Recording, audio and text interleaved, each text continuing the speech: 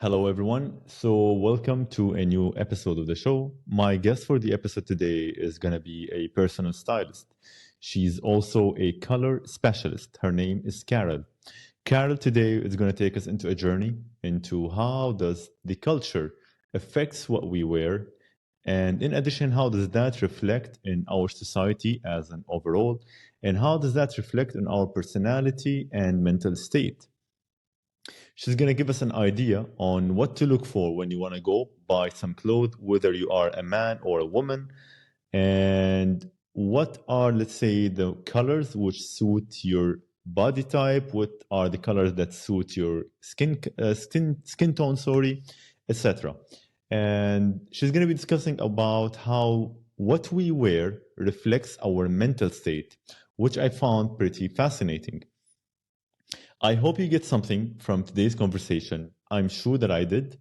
I hope you enjoy it. Please share this episode with someone who's interested in such a topic. And I wish to see you again in the future. All the best for you guys. Cheers. Bye bye. All right, Carol. So, my name is Reda. Please introduce yourself to the audience for those who don't know you. Who is Carol? Okay.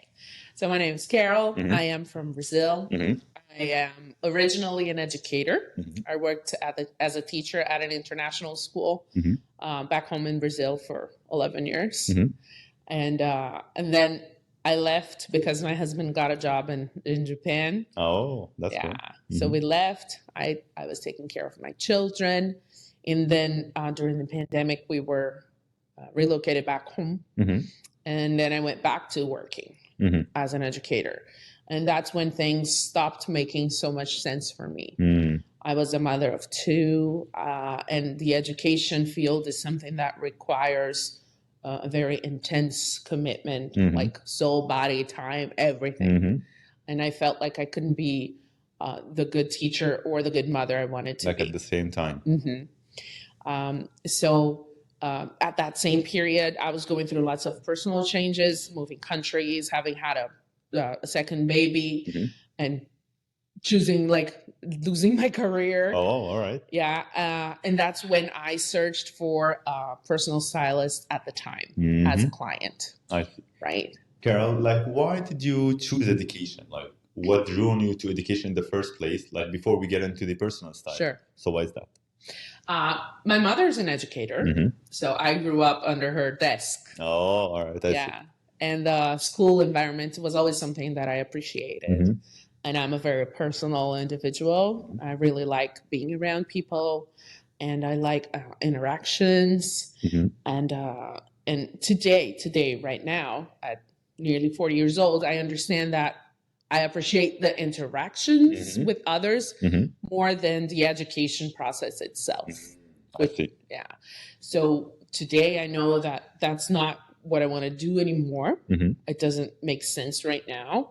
But I believe that being in the school helped me grow as a person, and the level of commitment and the dedication into the people. So that was always my main goal. I would always look at the student, and I would always thrive for connections, personal connections with each and every one of them in order to be able to be a good teacher for them. Because that's what I thrive on. How do you think you can build connections and bridges with kids? What's the way to get to them? Love. Yeah. Oh, I love that actually. Yeah. Do you think all kids have the same pathway to connecting with them? Have you been able to connect with everyone through love only, or did you have, let's say, to readjust some things to catch the attention of some kid?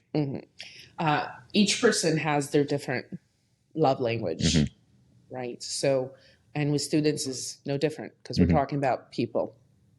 And the challenge was to find and identify the way that student, that person, that human being needed to be loved. I see. What were they craving for? Were they craving for attention? Were they craving for humor? Were they craving for physical touch, like holding their hands, giving them a hug, of course, because we're talking about students here.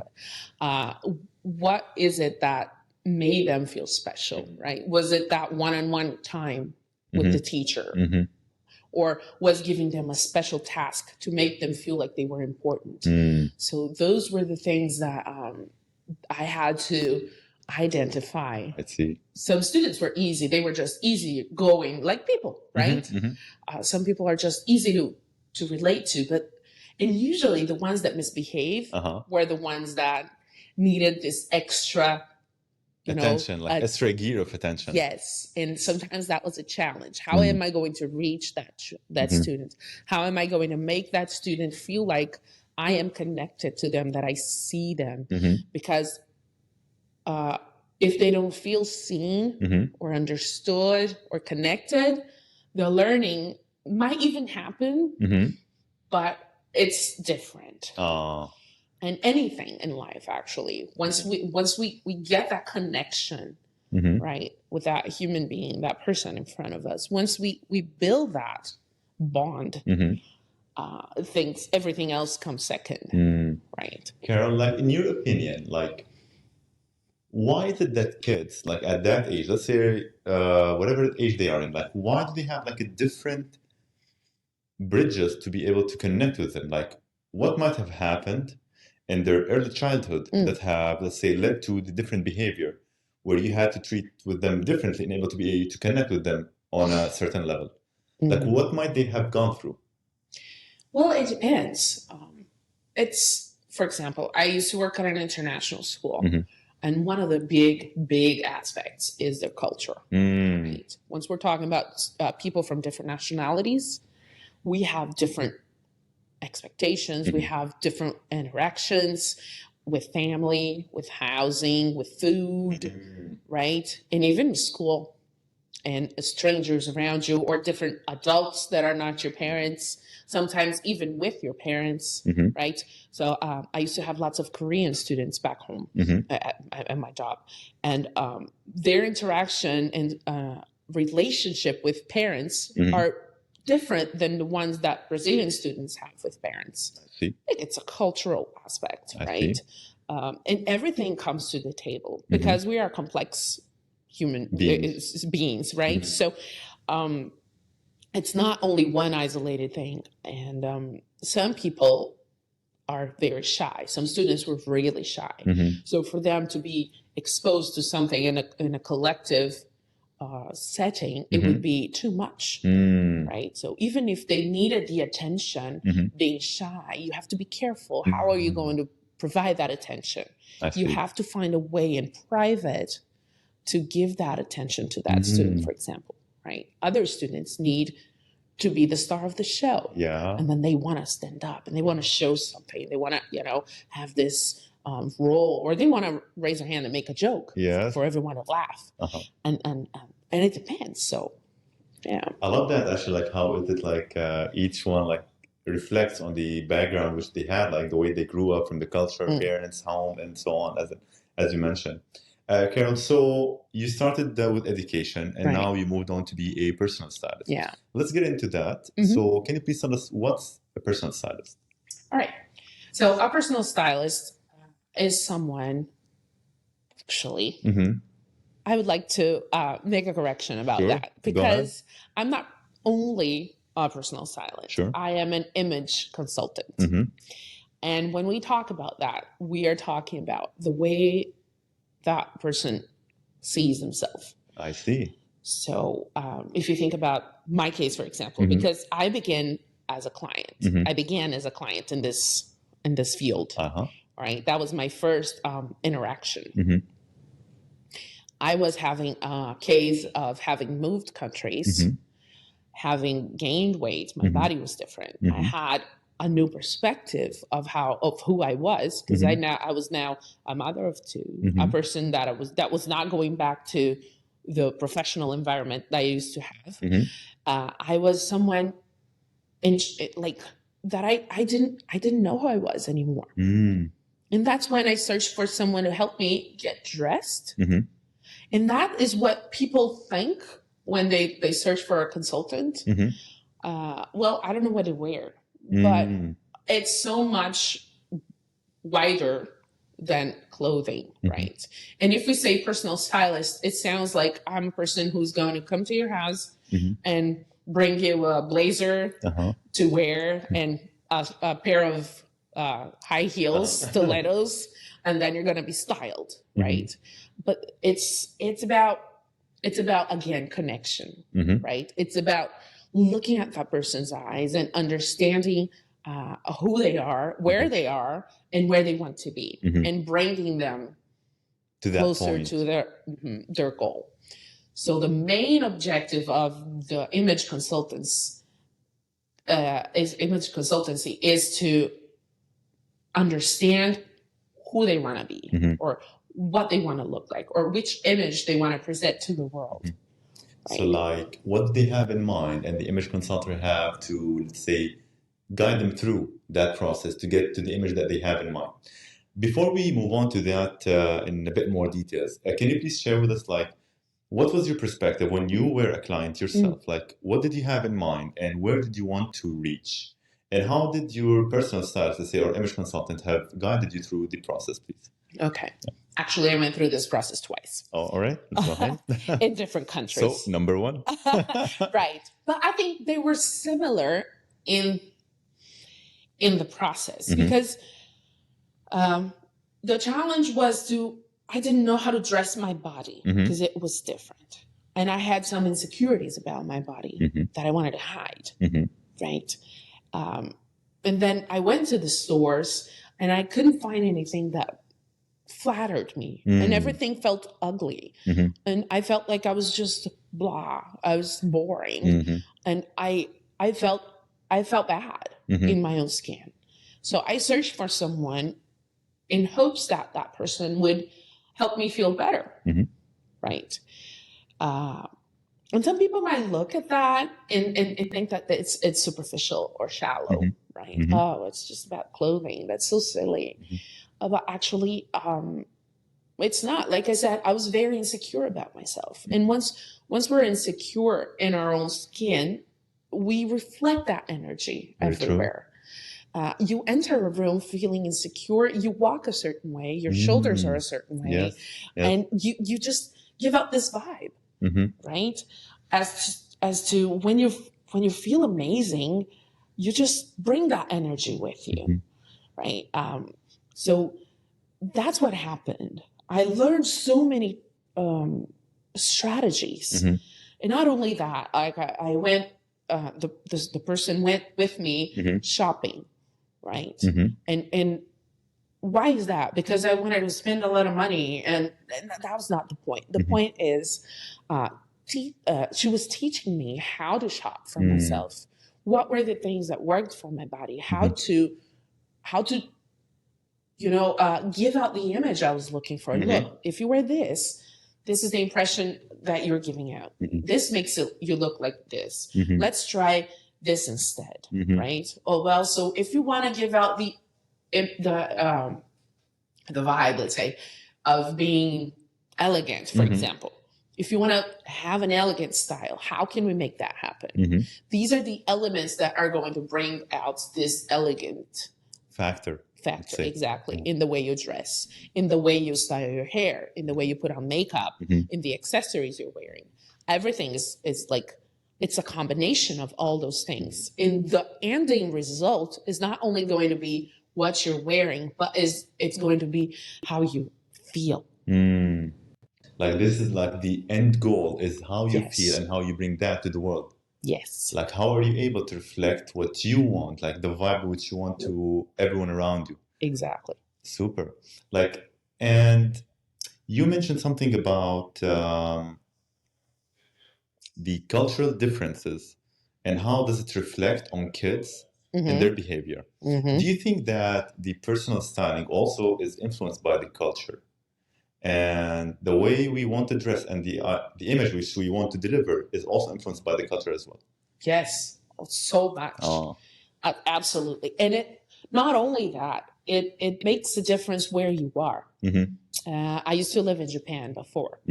And the way I would dress in Japan is different than the way I dress here. Not only because of style and having this job and now, but it's about adequacy, right? And lifestyle and everything combined. So we do tend to take for granted the act of getting dressed. But if you think about it, it's one of the very few things you are going to do every single day of your life, from the day you're born until the day you die. Sometimes you dress more than once, maybe 3 times every day. And why is it that we think it's superficial or shallow to think about what we wear and to think about something? Don't we think about what we eat? Of course. We eat every day. Yes. Oh, it has an impact in our health and everything. Yes. But if you think about how you feel when you're wearing something that, that makes you feel confident, and why do we take that for granted?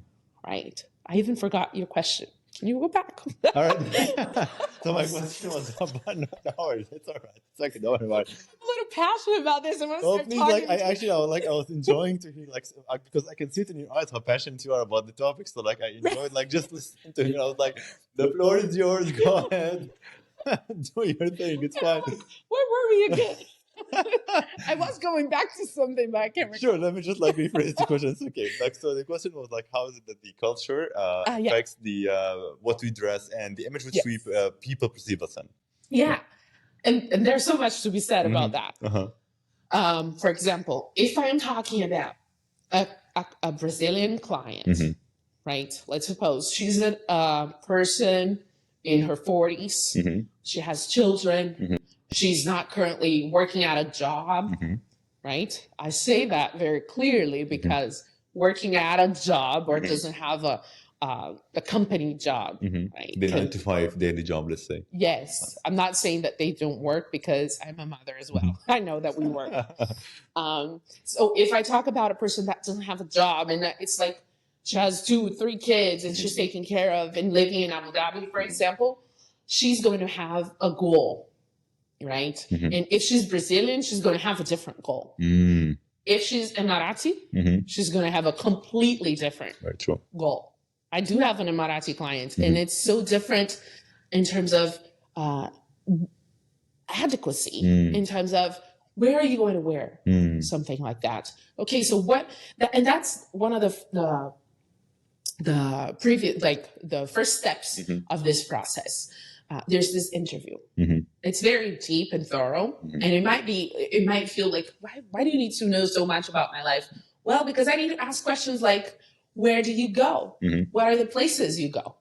What are you wearing to those places? Because if you're going to be around, for example, in the Emirati client case, are you going to wear black abaya everywhere? Is this the main theme of it? Right. Yes. What are we talking about? Are we purchasing abayas? Is that what you want? No, I want to purchase different clothing that I can wear without abaya. Okay. So everything is considered. Everything is taken into consideration. A Brazilian person might say, well, we have parties at boats on the weekend. You see the difference? It's night and day.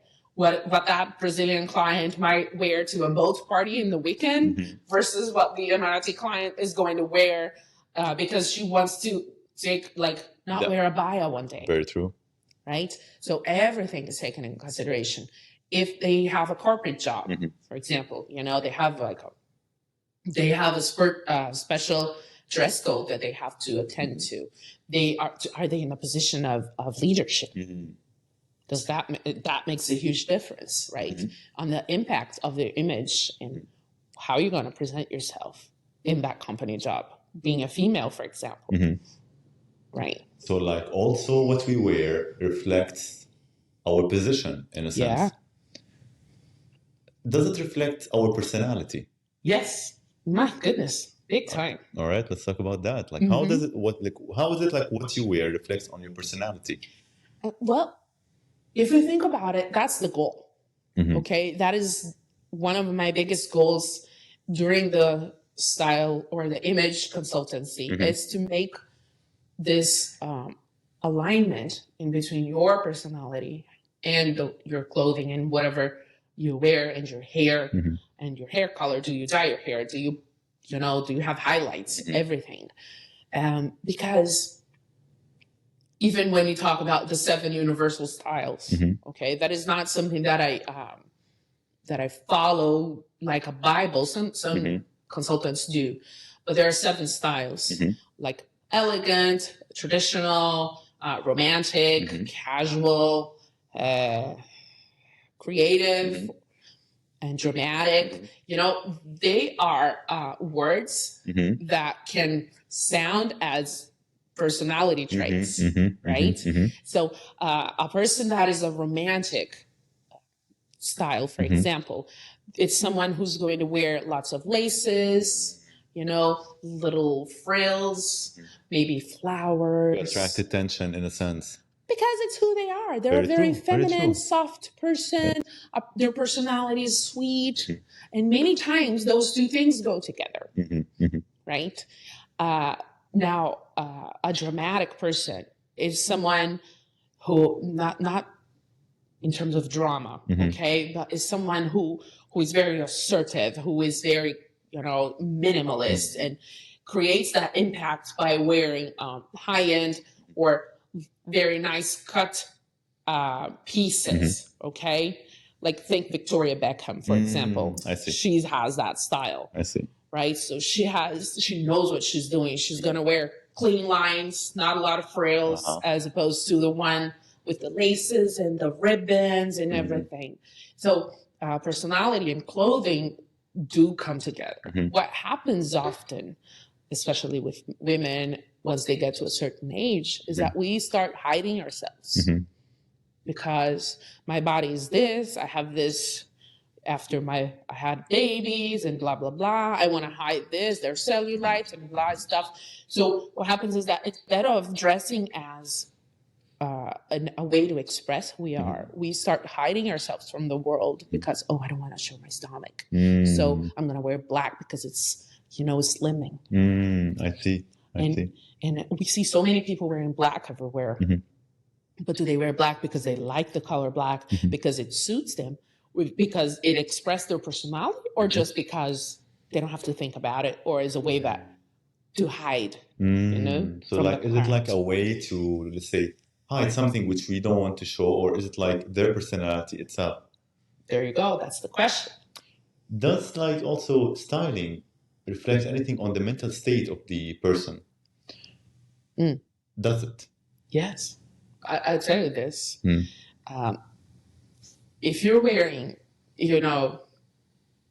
a black t-shirt with black leggings and a fitness or tennis shoes to go everywhere, how do you feel?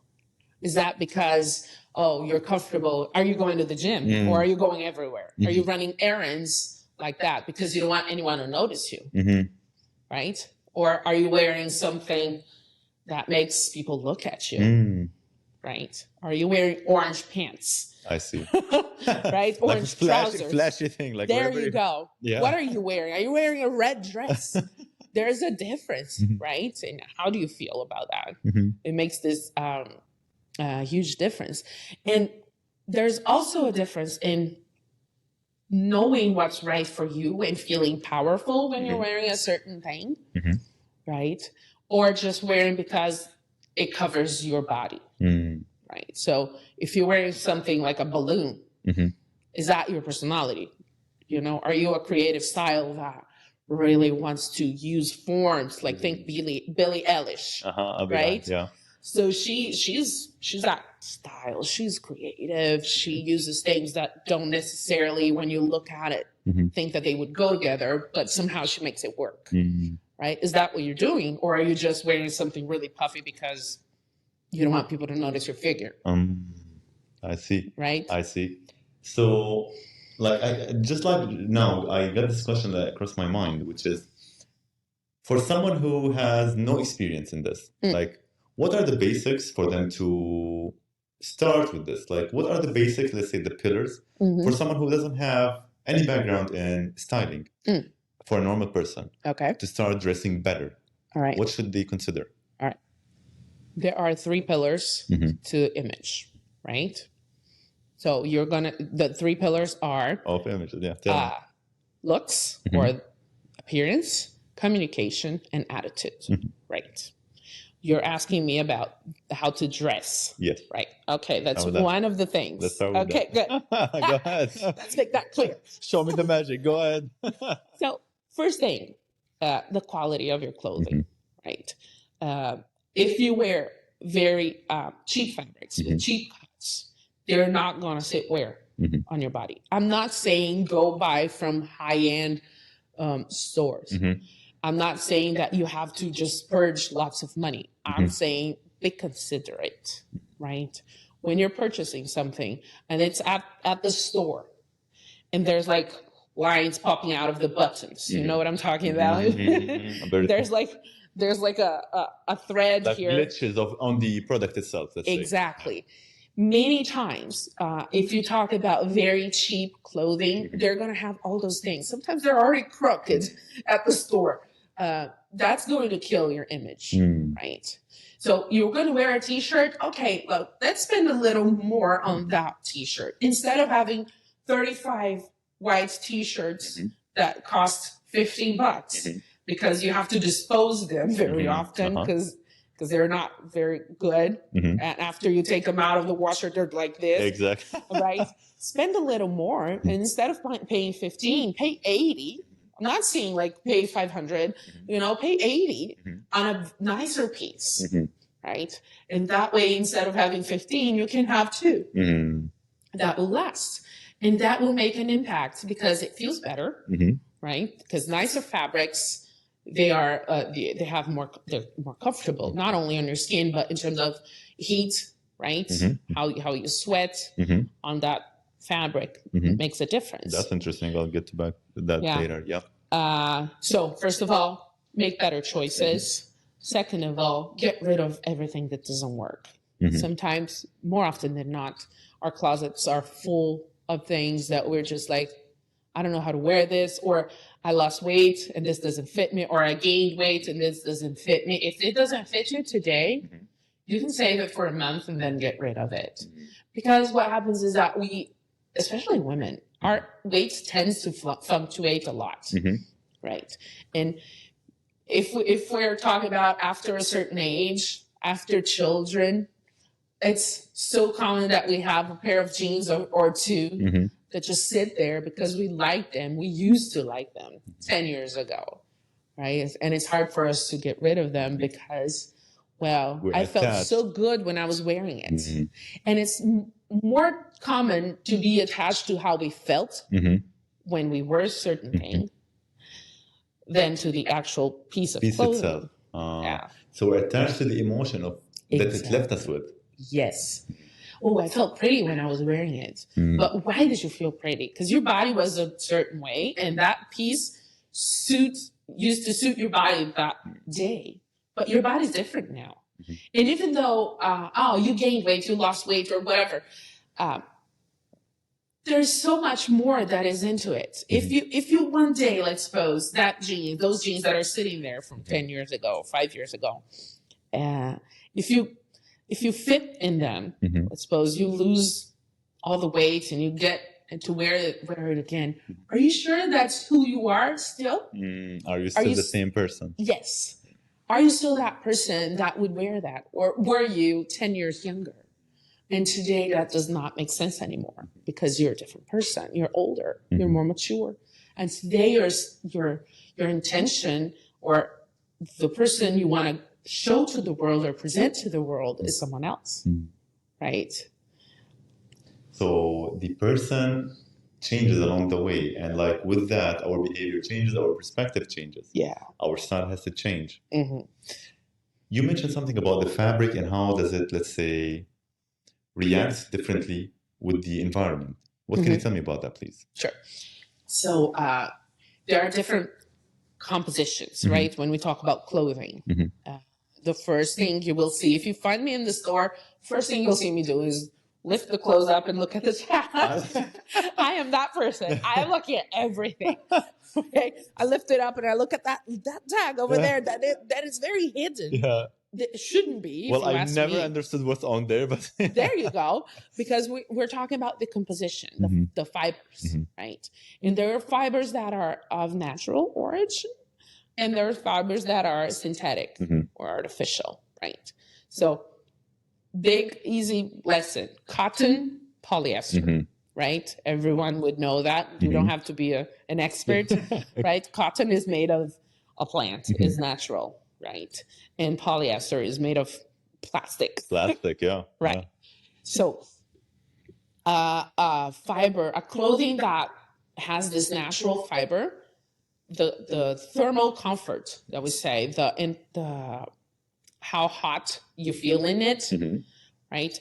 The transfer and the heat from your body to the environment happens naturally, as opposed to the polyester that builds this wall, right? The air doesn't go through.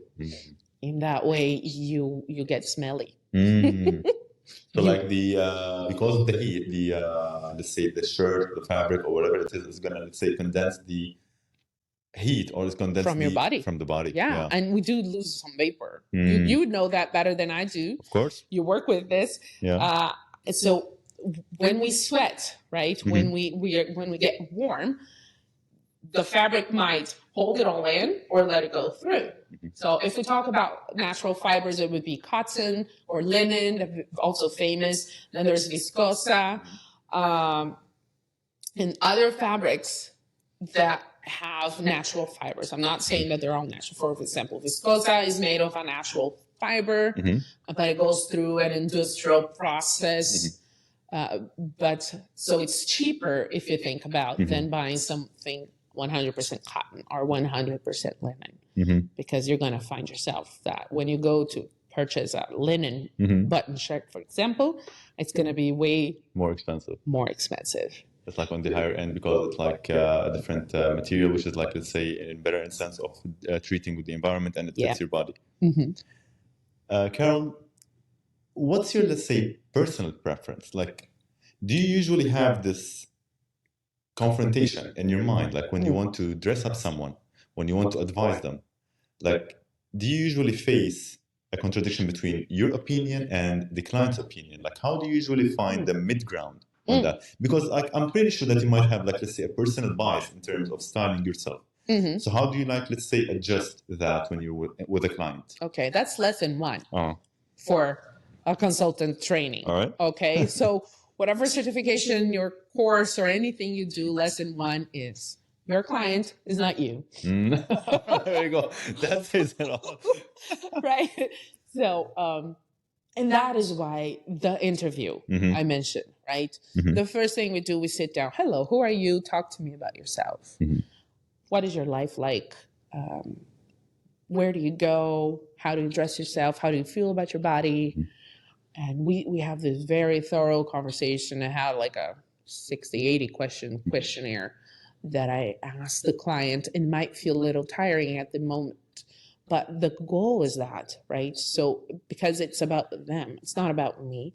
I have my conceptions, and when we're talking about fabric, right? When we're talking about fitting, if a person says, "Oh, I really love this shirt," and I look at it, 100% polyester, and if you put it on, it's horrible on you, I'm gonna say, we have a problem I don't here. think so. Right. But in the end, it's about them, right? So I can give my advice. I can say, look, because one of the parts of the process is that I go through the client's clothing, right? I go into their home, and they open the closet, and you start seeing, and everything. We look at everything. Yeah. Yes, right. We pull every piece out. Okay. Sometimes it's easy. Sometimes I look at it. I'm like, all right. Let's talk about this. Let's start with this one. Let's start. What is this? Like, how did you get here? Exactly. Like, how did this piece? Are you attached to this? Because sometimes, basically, by my reaction, it's easy. Yeah. Right? They might say, "Oh, that's bad." I think so. Right? However, if they say, "Oh no, I really like that one. It's special. My husband gave it to me. I don't know. We were at our second wedding anniversary. It's in Rome." So it's theirs, right? Who am I? I am the consultant. So my position is to give advice and recommendations, but I am in absolutely no right to say, don't do this, do that, right? And also there's different levels of commitment. Someone might come and ask for this premium package, right? That includes the personal shopping, the closet cleaning, and the personal style lessons and everything. And they want me to do all the work, right? There's just like, tell me what to do, tell me what to buy, and do the thing. You do the job. You do it. I trust you. Go ahead. And there's another style, and that was who I was. I wanted to know everything about all of the steps. Well, no surprise, I became one of them. So. Right, because I was so interested.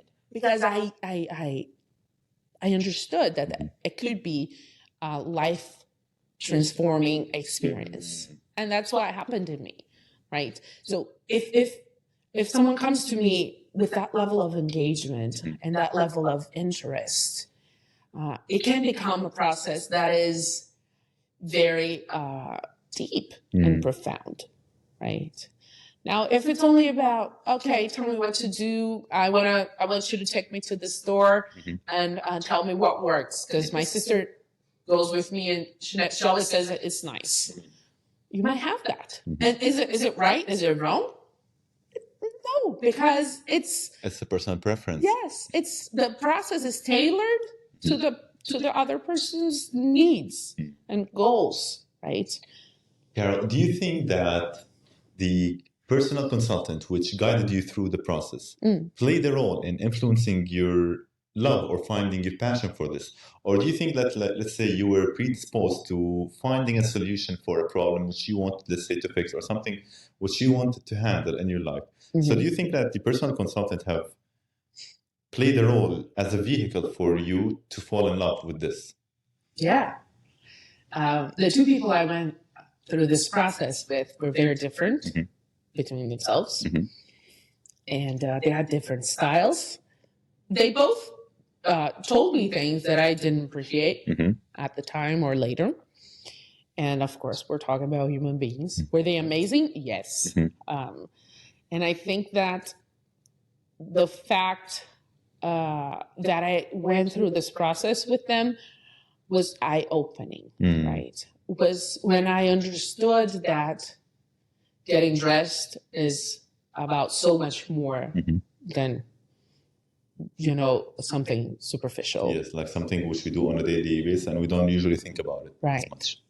And once I was able to realize that it's about human connection, and when I thought about, well, what do I want to do with my life, right? Because I had 2 kids, I was in my 3rd country, and I'm like, if I had a formal job, what would I do? I can't go home and spend the entire summer at home if I have a formal job, right? Things like that. If my child gets sick and misses 3 days of school, I have a formal job, what do? I have no maid, right? I have no nanny, I have nobody. And I really, it's a personal choice. But I want to be there for my children. So when I thought about it, personal connection, life-changing potential, and being in control of my own schedule, I felt like this was the perfect. Like the way to go, like you felt it going to give you, let's say, that freedom of being able to handle your day-to-day life with your family and so on. And at the same time, practice something which you found yourself in and you were passionate about. Right. How do you think that people can find their passion? Like, because a lot of people, they live through life, like never finding it. But usually when I talk to such passionate people like you about a certain topic, like I can see the happiness in their eye, like I can see that they're enthusiastic about it. How do you think we can find our passion in life?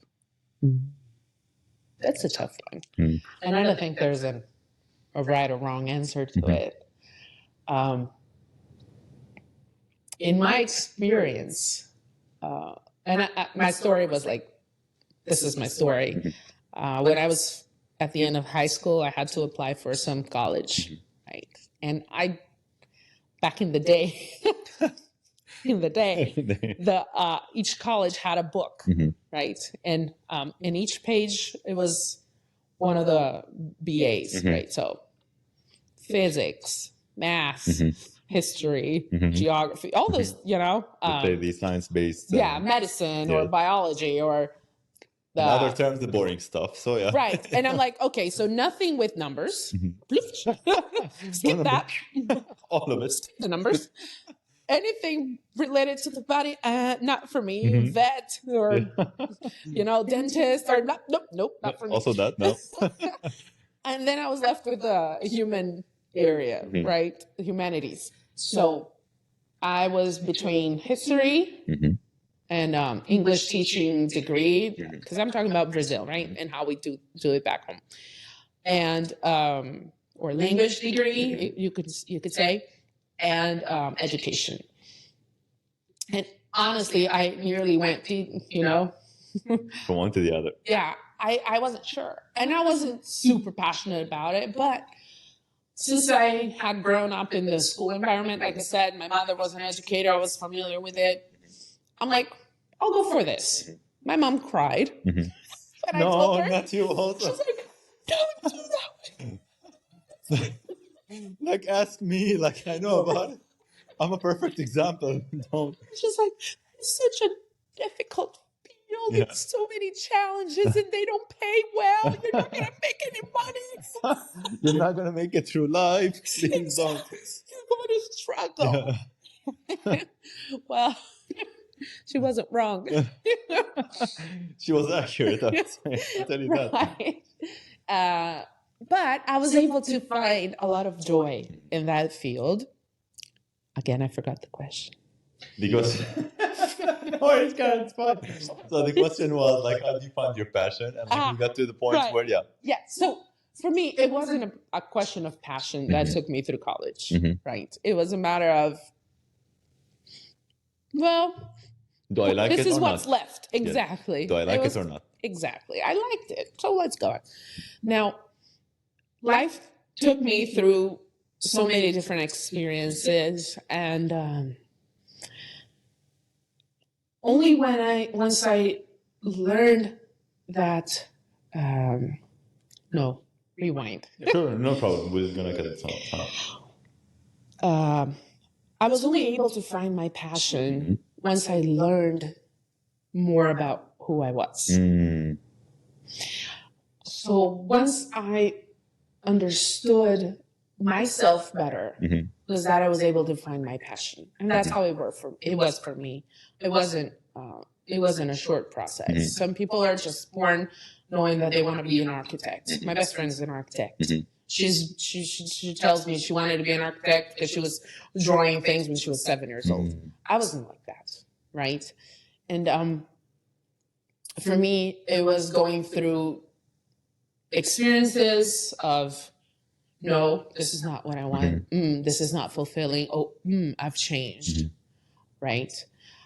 And that was during a process of growth that I learned that what matters for me is human connection. And then going through life, right? And having experiences with people, experiences as a client in this process myself. You know how how I decided that I was going to become a consultant. Let me know. I was going through the process as a client the second time.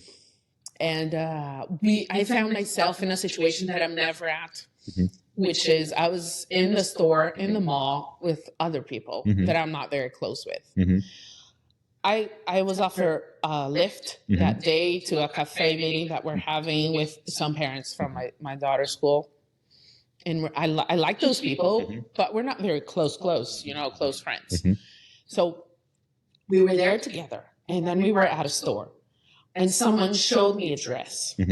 And we started talking about that dress. And I'm like, you know what? With this color, I'm not sure if this is the best color for you. And she's like, why not? I'm like, well, look at your skin and look at your eyes. Maybe this other color would suit you better. And she's like, oh, how do you know that? I'm like, well, there's this process you can go through. It's called a personal color analysis. And they analyze your body and face. They analyze your skin and your face to be able to tell you which colors work better for you. And she was like, really? That's me now, actually. Or really? Like, Oh, really? You don't know that? Oh, we need to talk about it. We'll talk about it. We're actually talking about how colors also, okay. Because that's part of the process. Yeah. So she's like, really? Carol, you should do that. And she said that. And we laughed, blah, blah, blah. I went home. And that stuck in your head. Yes. That little thing, it's just that seed of thought. At home, I told my husband that night, like, can you believe so-and-so said this? He's like, huh. Again, another seed of thought. And we were both like, After a couple of days, we were together, and he's like, you know what? That's not a bad idea. I'm like, yeah, I've been thinking about the same thing. And long story short, because of that suggestion from that silly, sweet, short moment, I figured that would be something amazing for me. And I've been enjoying every second of it. And even though it's a new project, it's been 8 months, I have never been so happy and so fulfilled with something that I've done professionally, let's say. I almost don't feel like it's a profession, really. And I thought that was a cliche thing to say. Like, isn't it weird how a lot of people nowadays, like, go through university, they study something, which at a certain point in time, like, I think that they don't have the complete knowledge on themselves to choose something, to choose the career path to go alongside every day, let's say. So they have to take a choice from a very young age. Then later on, they discover that they are passionate about something else. And that's the story of millions of people. Yep. And that's really fascinating. Like, do you think as an educator, there's a way for us to tailor the education system to better finding the passion for everyone since a younger age? Like, for them to be able to take a decision at a certain age, which is, let's say, 18 years old, that really fits their personality at that time. Do you think there's a way to guide kids or guide children to find what they really want to do since a younger age, in a sense? As an educator, like, I need your opinion as an educator, who's someone who worked with that field. Yeah, I think we need to back off a little bit in our expectations as adults and as a society towards the kids, because each child is different, each individual is different, and each story is different, right? I just told you mine, and mine is very all over the place. Yeah.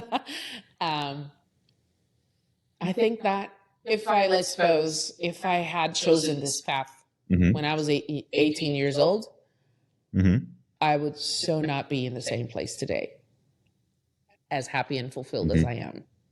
Because making mistakes are also part of it, right? Choosing wrong paths and having the guts to say, this is not what I want to do anymore. The trial and error. Yeah, a little bit, sometimes.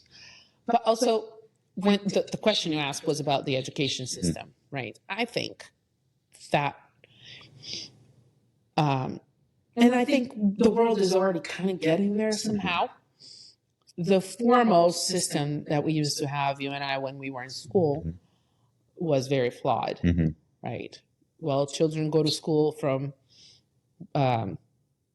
primary to high school, and when they finish, they go to college and they choose a profession, and that's what's going to happen.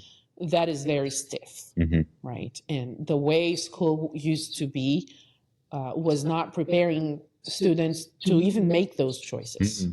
Even though we were required to and had no choice, we were not prepared by the school itself to make that choice.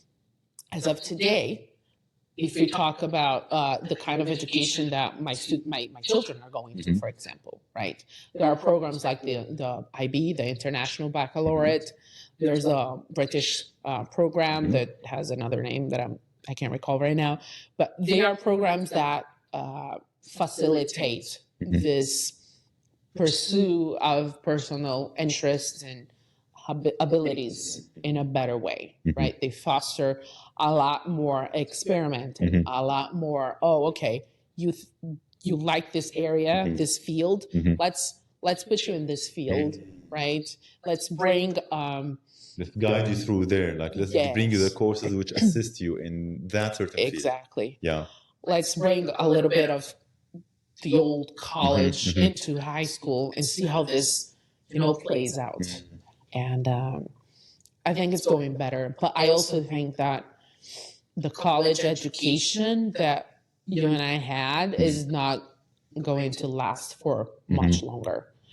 I think that not the majority in 20 years from now, not the majority of students are going to go through a formal college education the way that it used to be, right? Except for when you talk about medicine, maybe certain specialties, right? Or law, things that really need all those 5, 8, 10 bulky years of study. But then it's going to be it's going to be done by people who really have this stronger sense of purpose, right? Because I don't think even today anyone goes through med school without having a very strong sense of purpose. Yes.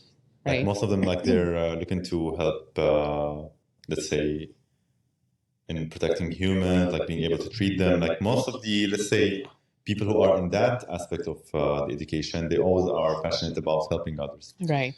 So, I mean, like, it's a good thing that the education system is trying, like they are trying to tailor the system to better fit the needs of the society nowadays.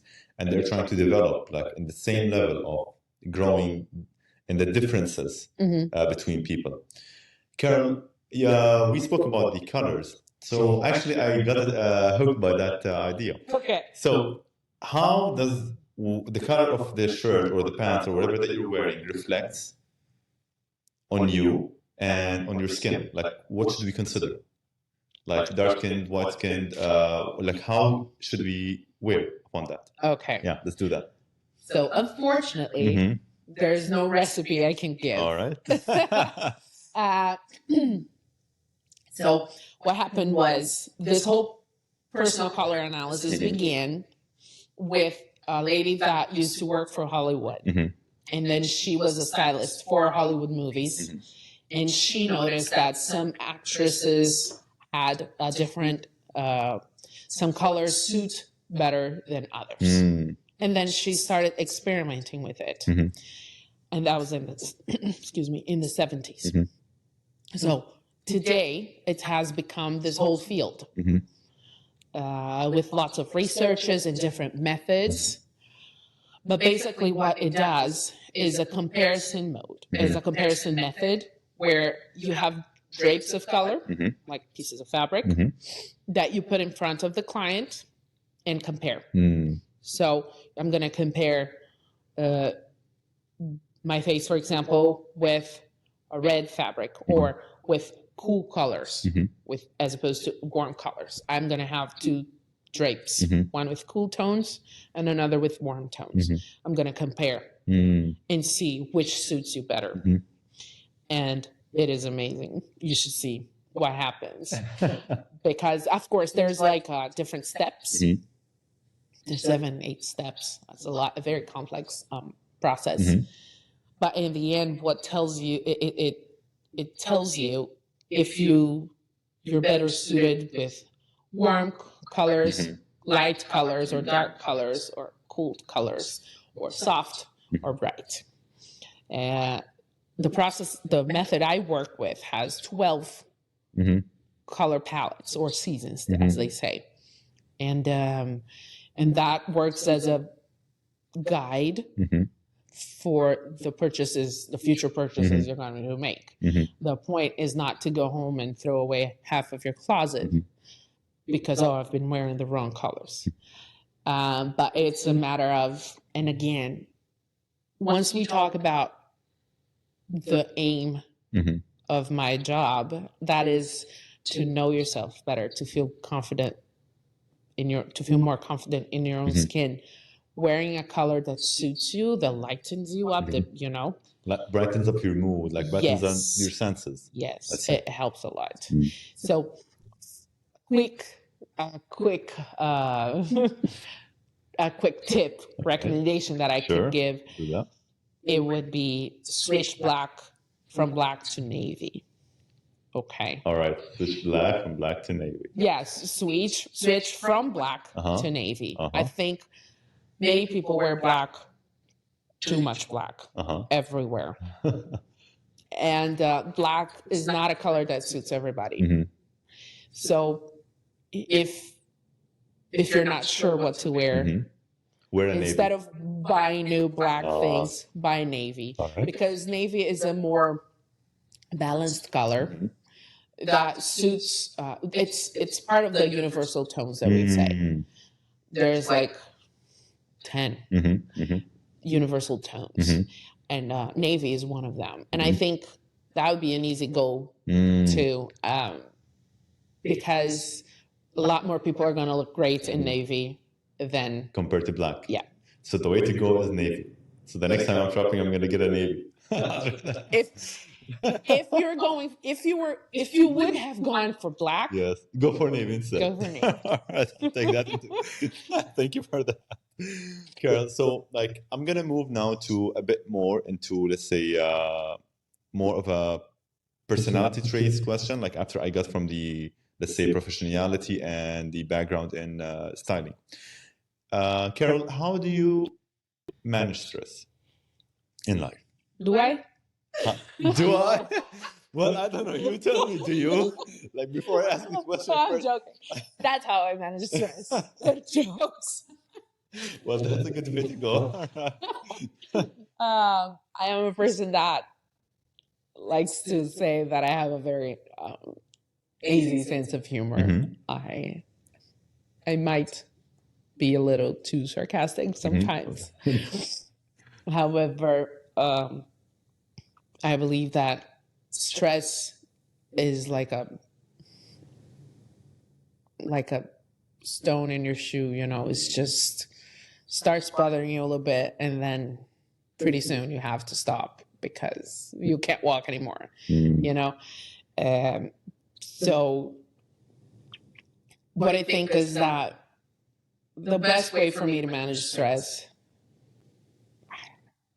I don't know. Like, I've never done with it, and I don't want to do it. No, I mean, I really appreciate having nice time out, for example, going out with my husband, having a nice day at the beach with my kids. Those are things that really, really help me manage my stress levels. I also listen to music. Music has a huge part in my stress management. When I'm feeling down, music is like a tool for me. Yes. I have like 25 different playlists. Different playlists? I was like waiting to say for you to tell me like 25 top songs, but then it's not two playlists. I have playlists. I am the playlist crazy person. And they're different for different moods, different categories, different situations. I have a playlist for my kids in Portuguese. I have a playlist for them in English. I have playlists with lullabies, even for them. And the funny thing is that my daughter now is kind of going down the same path. This morning she was up before the alarm, which is very, very rare. And I found her sitting and playing with some kinetic sand and listening to music. Yeah.